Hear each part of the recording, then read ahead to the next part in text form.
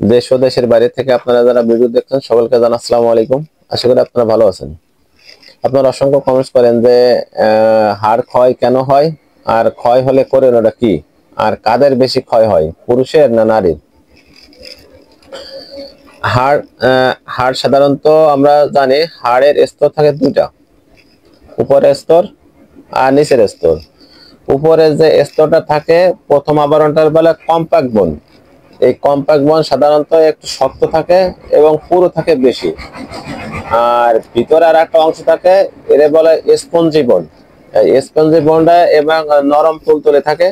যখন আপনার হাড় ক্ষয় হবে তখন কম্প্যাক্ট বোনটা দুর্বল হয়ে যাবে, ভিতরে ছিদ্র ছিদ্র হয়ে যাবে। যখন আপনার ছিদ্র ছিদ্র হয়ে যাবে তাকে সেই ক্ষেত্রে তাকে বলে বোন ডেনসিটি।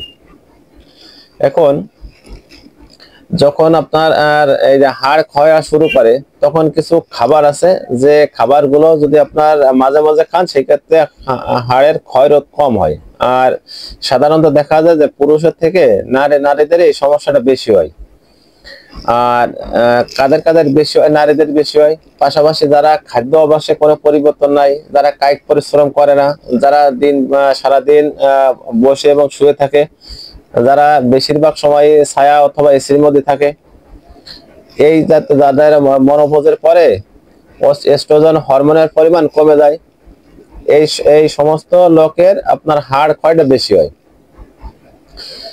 হাড় ক্ষয় যাতে না হয় সেক্ষেত্রে কিছু খাবার আছে, যেমন আপনি যে কোনো প্রকারের বাদাম খাইতে পারেন। অনেক প্রকারের বাদাম আছে, বাদাম খাইতে পারেন, আপনি কিশমিশ খাইতে পারেন, কমলা লেবু খাইতে পারেন, পালং শাক খাইতে পারেন, সরিষার তেল খাইতে পারেন।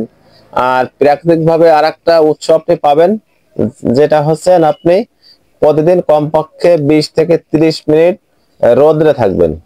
সবচেয়ে বেশি ভালো হয় একবার পাতলা আবরণ যুক্ত যে কোনো জামা কাপড় পরা থাকবে, আপনার শরীরটাকে আপনার রোদ্রে রাখবেন। যখন আপনি রোদ্রে রাখবেন সেটা হচ্ছে প্রাকৃতিক ভাবে আপনার শরীরে ভিটামিন ডি সমৃদ্ধ যে আছেন, সূর্যের আলোক পড়বে এবং শরীরে ভিটামিন ডি তৈরি হবে। যখন শরীরে ভিটামিন ডি তৈরি হবে তখন তো আপনার হাড়ের ঘনত্ব বাড়বে, আপনার বোন ডেনসিটিও কমতে থাকবে। এইভাবে আপনি রোধ করতে পারেন। আর পাশাপাশি আপনার চিকিৎসা নিলে ঠিক হয়ে যায়। আর দেখা যাচ্ছে যে আপনার বয়স যখন পুরুষের 50 প্লাস হয় আর নারীর 45 প্লাস হয়, সেই ক্ষেত্রে হাড়ের ঘনত্ব কমতে থাকে। ন্যাচারাল ভাবে আপনার ক্যালসিয়াম উৎপাদন হয় কম। যখন ভিটামিন ডি টা কম উৎপাদন হয় সেই ক্ষেত্রে যে খাবারগুলো আমি বললাম, খাবারের পাশাপাশি কিছু ওষুধ আছে, সেইগুলো খাইলে আপনার হাড় ক্ষয় রোধ হবেই, পাশাপাশি আপনার যেটুকু ক্ষয় হয়েছে সেটুকু আবার ব্যাকআপ পাবেন। ডিসক্রিপশনে আমার নাম্বার দিয়ে দেবো। আপনারা যদি এই সংক্রান্ত আরো কোনো প্রশ্ন থাকে আপনারা কমেন্ট করে জানাতে পারবেন, আর যে কোনো সমস্যা থাকে চিকিৎসা নিতে পারবেন। আর সকলে সুস্বাস্থ্য দীর্ঘায়ু কামনা করি।